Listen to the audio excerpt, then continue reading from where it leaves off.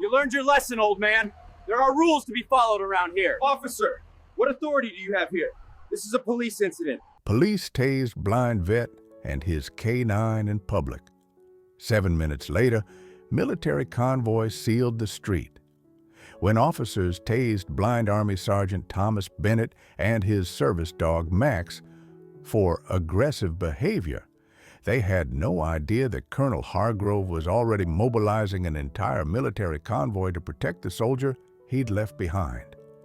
Downtown Riverside's lunch crowd scattered as sirens wailed through autumn air. Officer Jake Morrison's patrol car screeched to halt outside Miller's hardware store, where concerned citizens had reported dangerous dog-threatening children. At 12:43 p.m., what should have been routine call would become the incident that changed how America treated its disabled veterans. Red and blue lights painted the sidewalk where Thomas Bennett sat with Max, unaware their world was about to explode. Sergeant Thomas Bennett, 34, couldn't see the crowd gathering around him, but he felt their stares like burning spotlights. His German Shepherd Max pressed closer, sensing tension that Thomas's damaged eyes couldn't perceive, but his combat instincts recognized immediately. 3 years since the IED in Kandahar had stolen his sight. 3 years learning to navigate world through sound, smell, and Max's guidance.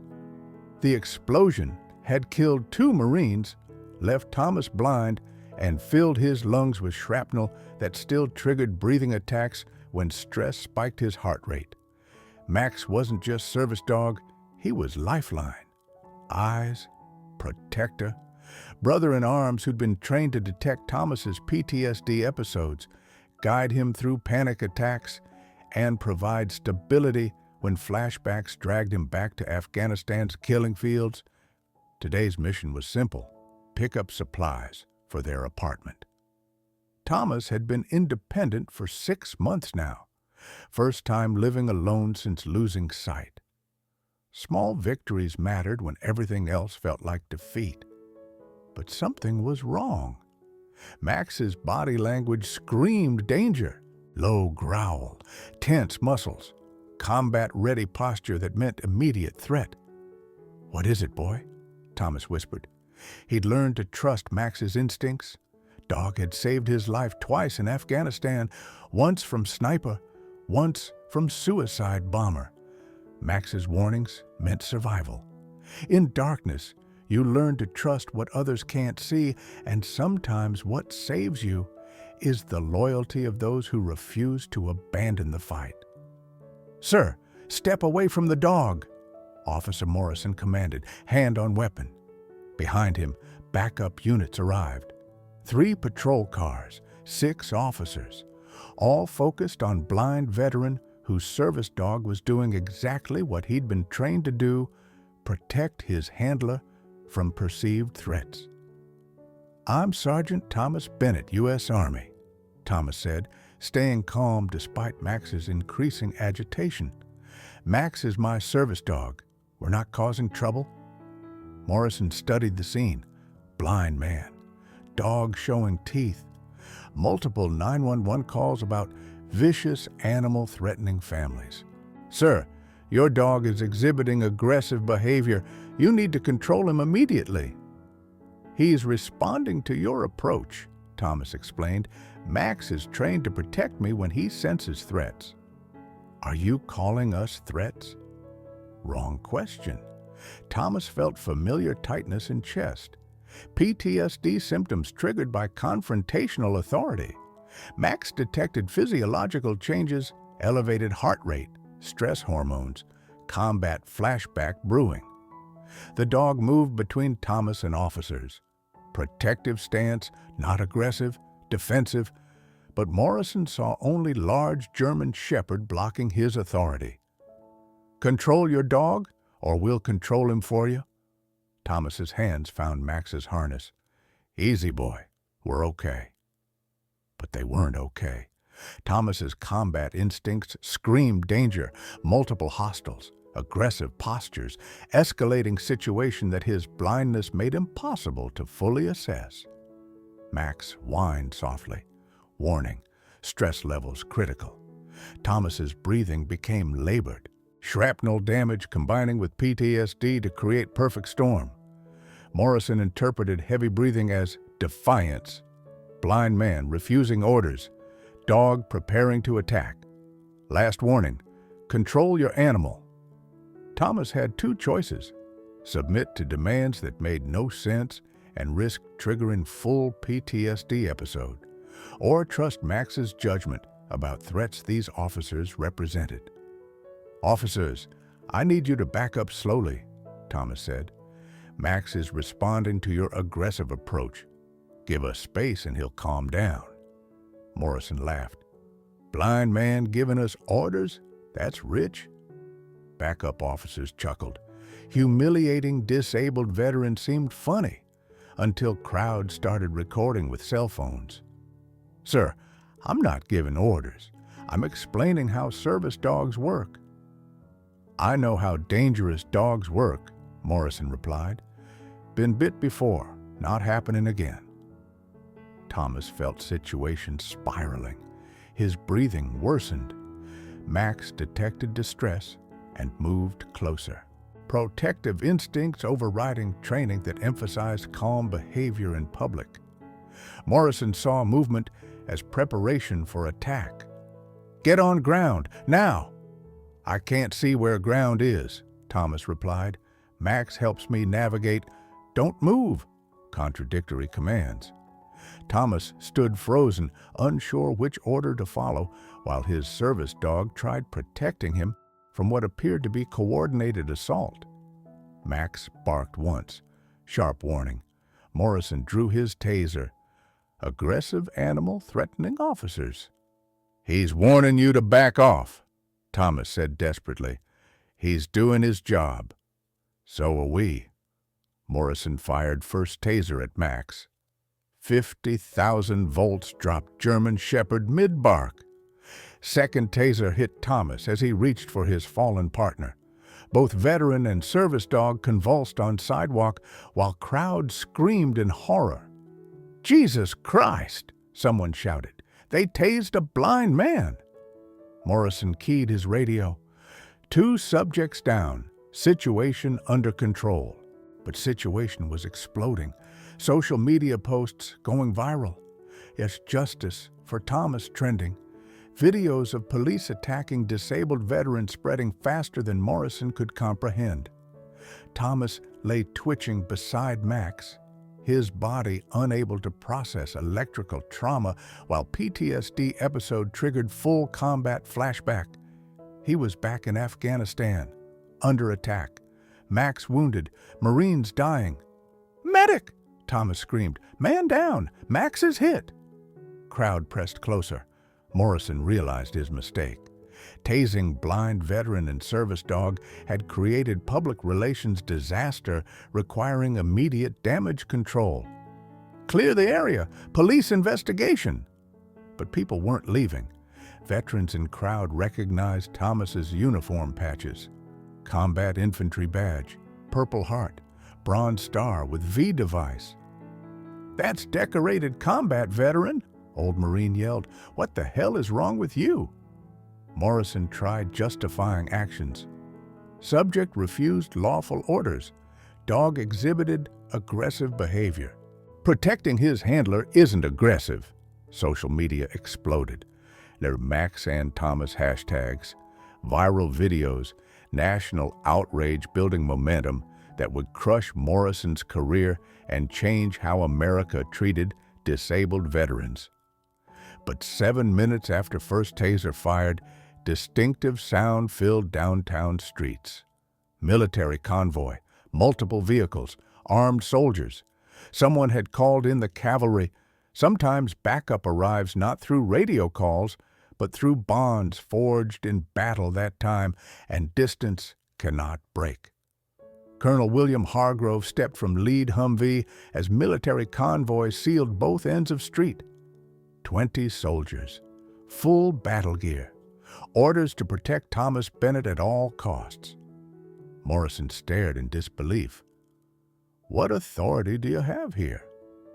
"Sergeant Bennett served under my command in Afghanistan," Hargrove replied with ice-cold authority. "He's family. You attacked my family. This is civilian jurisdiction." "You forfeited jurisdiction when you assaulted decorated combat veteran without cause," Hargrove interrupted. "Military police are taking custody." Morrison's backup officers looked nervous. Local police versus Army colonel with armed soldiers? No contest. Thomas was still convulsing from electrical shock while Max lay unconscious beside him. Army medics rushed forward with equipment Morrison's department couldn't provide. "Severe electrical trauma," reported Staff Sergeant Martinez, combat medic. "Both victims require immediate evacuation to military hospital." Crowd cheered as Army medics loaded Thomas and Max into medical transport. Professional care instead of police brutality. Morrison tried regaining control. "Colonel, you're interfering with police investigation." "What investigation?" Hargrove demanded. "Assault on disabled veteran, abuse of service animal? Your investigation is over, ours is beginning." Military police began documenting scene while Morrison realized his authority had evaporated. Federal investigation trumped local police every time. National media arrived within hour. CNN, Fox News, Military Times.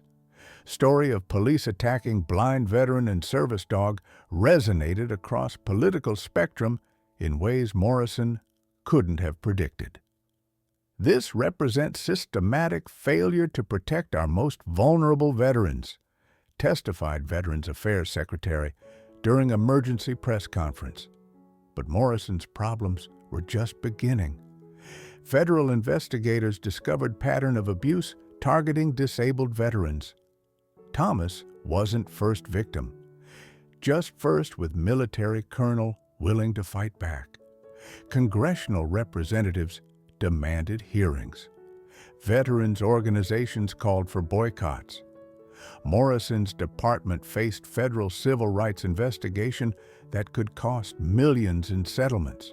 Officer Morrison has history of excessive force complaints involving disabled citizens, revealed internal affairs documents that somehow leaked to media.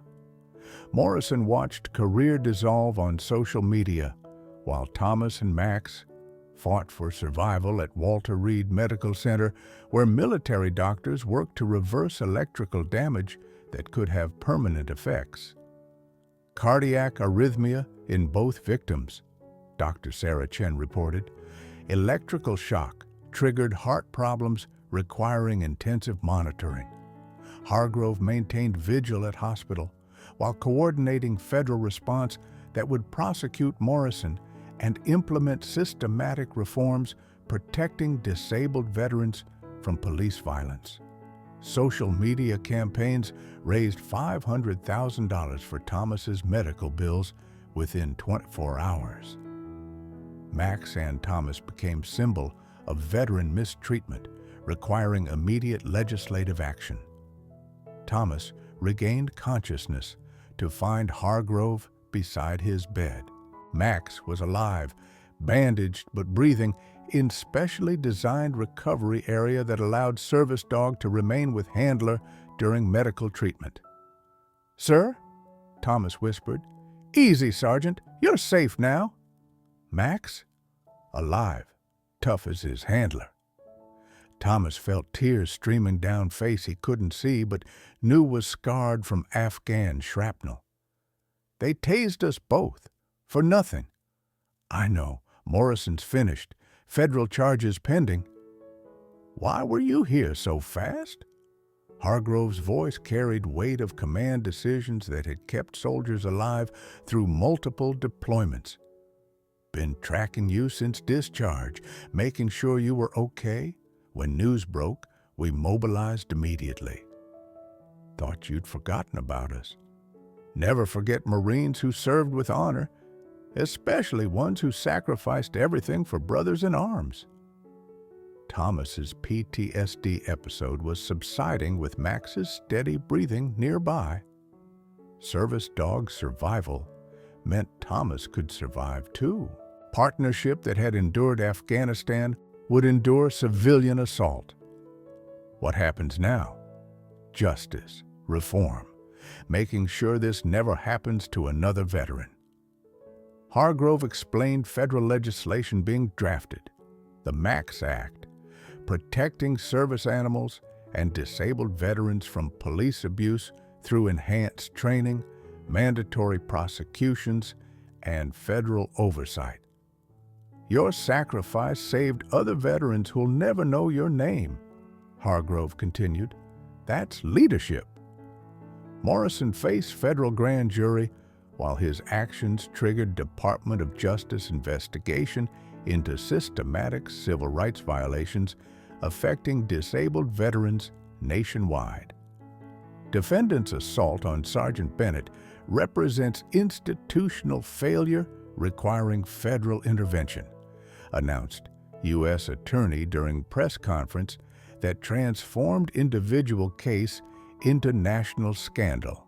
Thomas's story became catalyst for comprehensive reform, while Max's survival symbolized resilience that inspired disabled veterans across America to demand equal treatment under law. The MAX Act will establish federal protections for service animals while requiring specialized training for law enforcement encountering disabled veterans whose conditions require accommodation rather than force, testified House Veterans Affairs Committee Chair.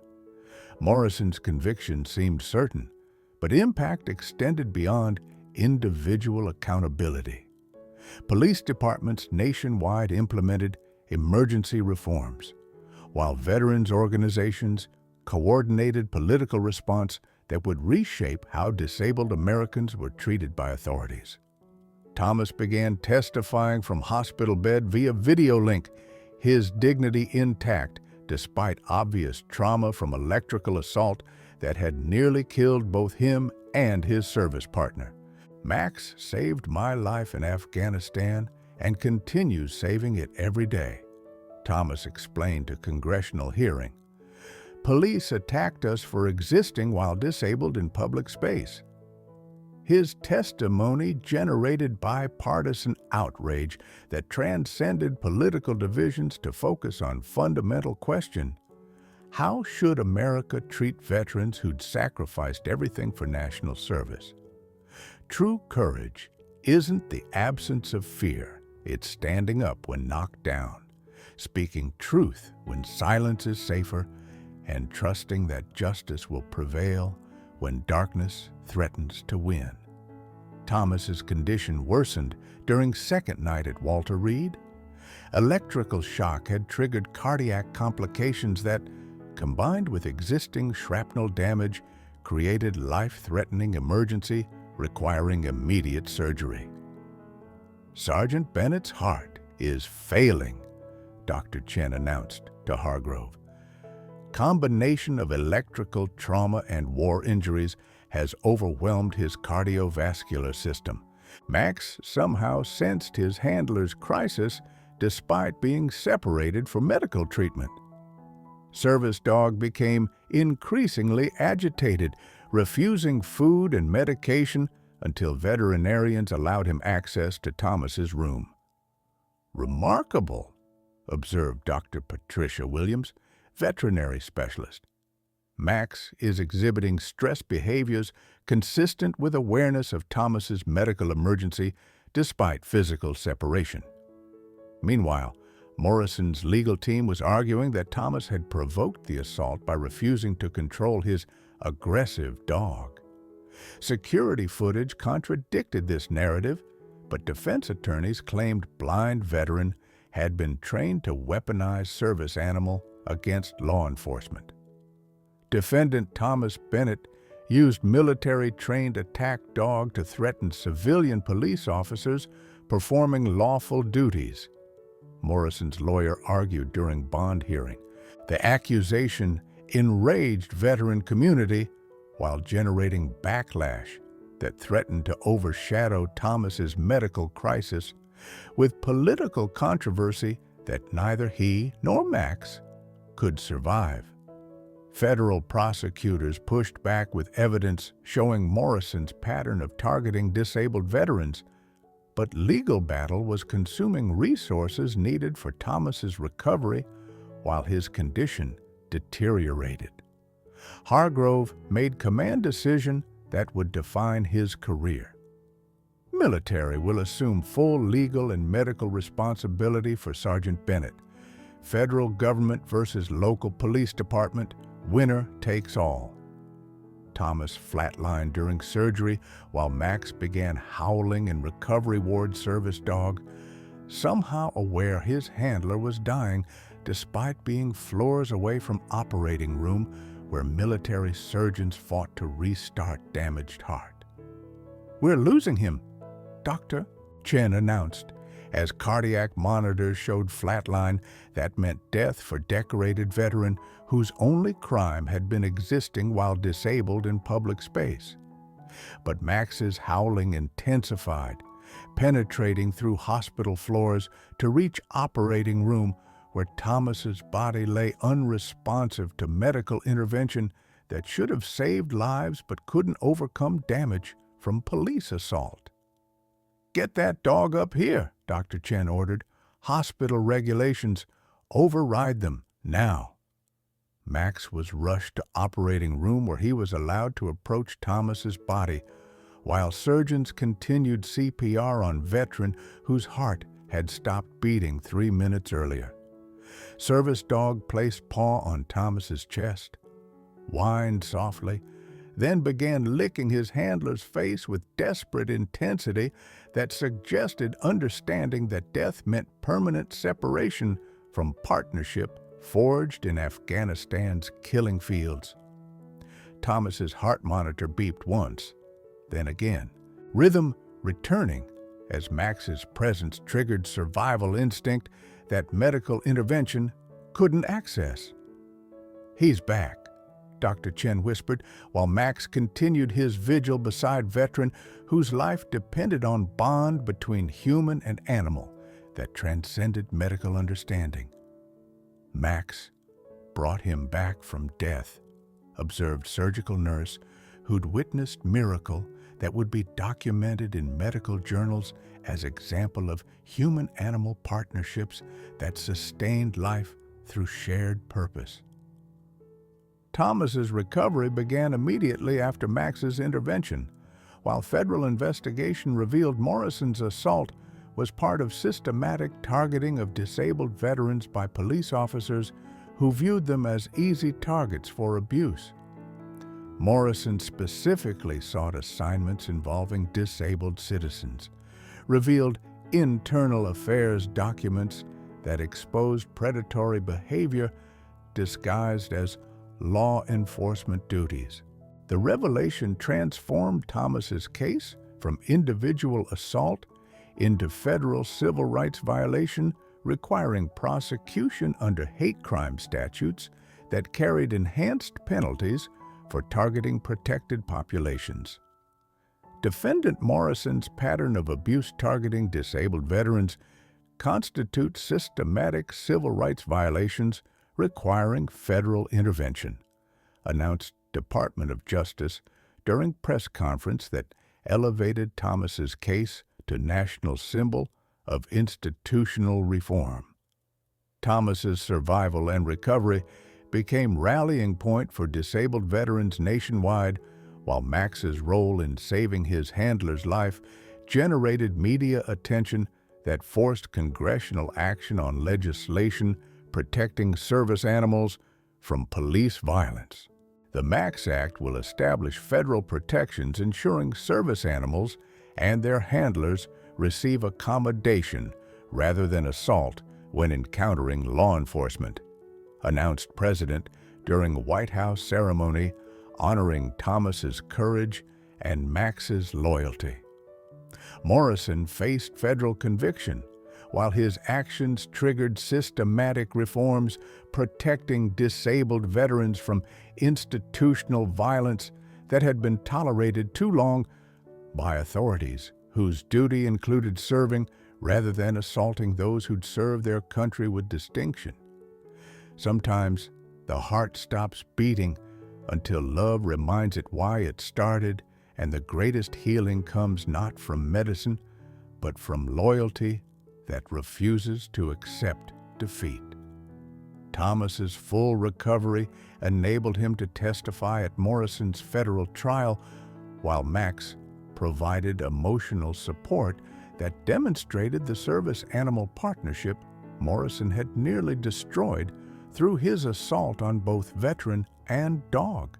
Sergeant Bennett represents thousands of disabled veterans whose sacrifices earn respect rather than assault from authorities whose duty includes protecting rather than persecuting those who served with honor, testified Veterans Affairs Secretary during trial that would determine whether police officers could be held accountable for targeting disabled Americans.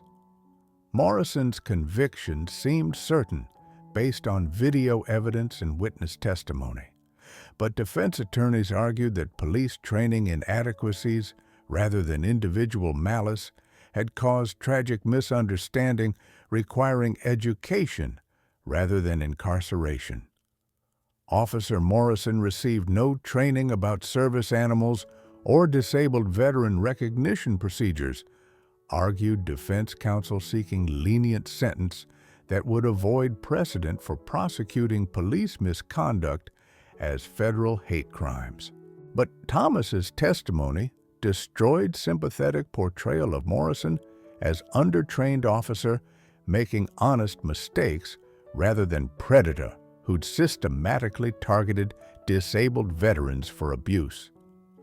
Morrison knew exactly what he was doing when he tased me and Max, Thomas said with quiet dignity. He saw vulnerability and chose violence instead of compassion that his oath required.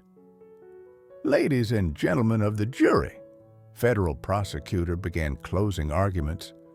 This case represents choice between protecting America's most vulnerable veterans or enabling continued abuse by authorities who've forgotten their duty to serve rather than assault those who served their country.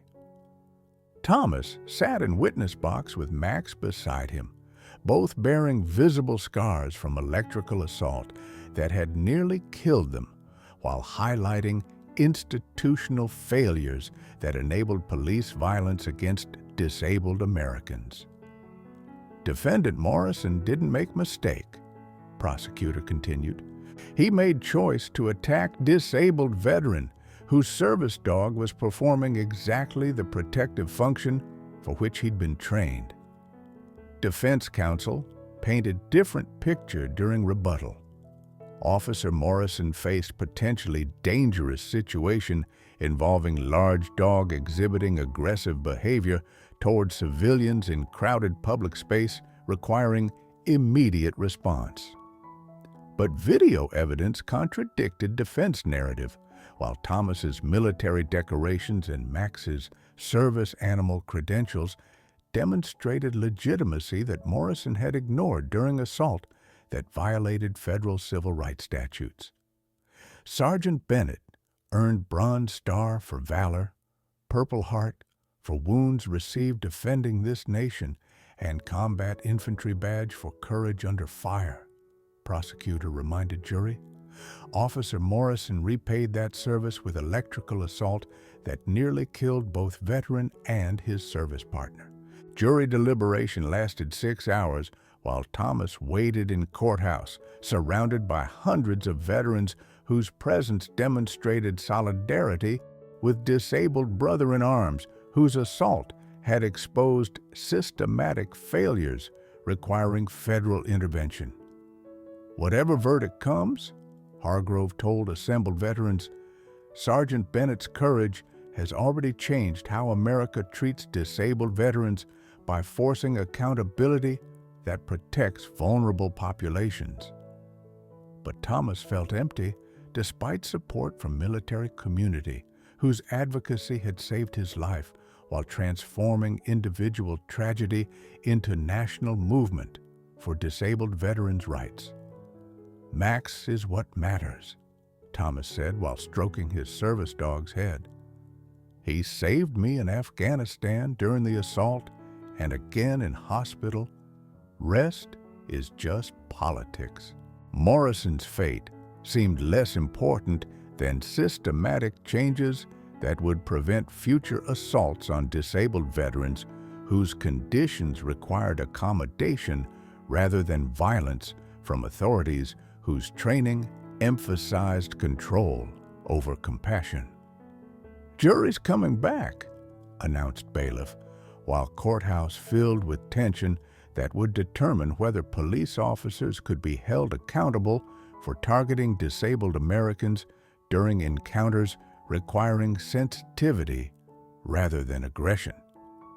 "We find defendant Morrison guilty on all counts," Foreman announced, while courthouse erupted in applause for verdict that established precedent for prosecuting police abuse of disabled veterans as federal hate crimes. Morrison's face collapsed as federal conviction guaranteed prison sentence while ending career that had been built on targeting vulnerable populations who couldn't defend themselves against institutional violence. "This conviction sends clear message," announced U.S. Attorney during press conference. "America will not tolerate abuse of disabled veterans whose service earned protection rather than assault from authorities sworn to serve all citizens equally." Thomas felt mixture of relief and sadness justice achieved, but at cost of nearly dying while exposing systematic problems that had enabled Morrison's predatory behavior. "Max and I didn't choose this fight," Thomas reflected during media interview. "But sometimes fights choose you, and then you have responsibility to win for everyone who can't fight for themselves."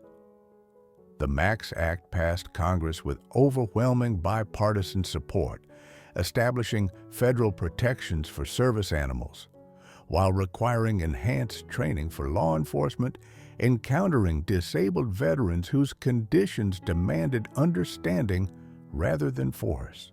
1 year later, Thomas addressed joint session of Congress while Max sat beside him, both symbols of resilience that had transformed personal tragedy into national legislation protecting disabled veterans from institutional abuse. The Max Act honors all service animals whose loyalty sustains veterans through challenges that civilian society often fails to understand, Thomas testified, while Max remained calm despite crowded chamber that would have triggered anxiety before their shared trauma and recovery. Morrison served federal sentence while his conviction became precedent for prosecuting officers who targeted disabled populations. His case study in police academies nationwide about consequences of viewing vulnerability as opportunity for abuse. Sergeant Bennett's courage in confronting injustice while advocating for systematic reform demonstrates service commitment that extends beyond military discharge into civilian leadership, President declared during ceremony establishing National Service Animal Memorial. Thomas smiled while feeling Max's steady presence beside him, understanding that their partnership had survived Afghanistan, police assault, and federal trial to create legacy that would protect other disabled veterans from institutional failures that had nearly destroyed them both. True courage isn't the absence of fear, Thomas concluded his congressional testimony. It's standing up when knocked down, speaking truth when silence is safer, and trusting that justice will prevail when darkness threatens to win.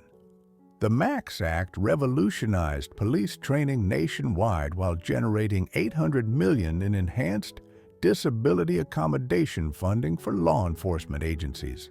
Morrison's conviction created legal precedent for prosecuting officers who assaulted disabled veterans, while Thomas's advocacy prevented 500-plus similar incidents through specialized training programs. MAX became national symbol of service animal courage, inspiring therapy programs pairing disabled veterans with specially trained dogs whose bonds transcended trauma to create healing partnerships.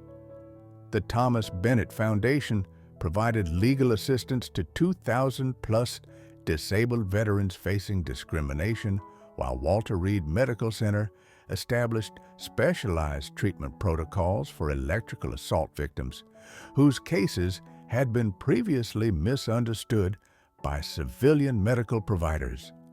5 years later, the MAX Act had transformed disabled veteran treatment by law enforcement while establishing service animal protections that honored partnerships forged through shared sacrifice and mutual dependence. At 39, Thomas continued advocating for disabled veterans' rights while training new service dogs whose handlers benefited from legislative protections his courage had created through federal prosecution that challenged institutional indifference. Morrison's imprisonment remained a reminder that authority without compassion becomes tyranny, while Max's loyalty demonstrated that some bonds transcend species to create partnerships stronger than fear, deeper than darkness, and more enduring than those who would break them.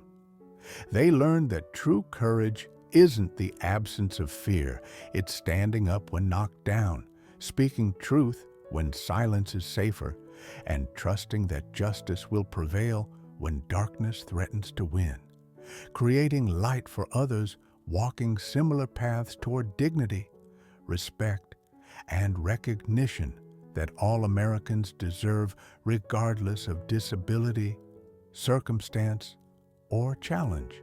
True courage isn't the absence of fear, it's standing up when knocked down, speaking truth when silence is safer, and trusting that justice will prevail when darkness threatens to win.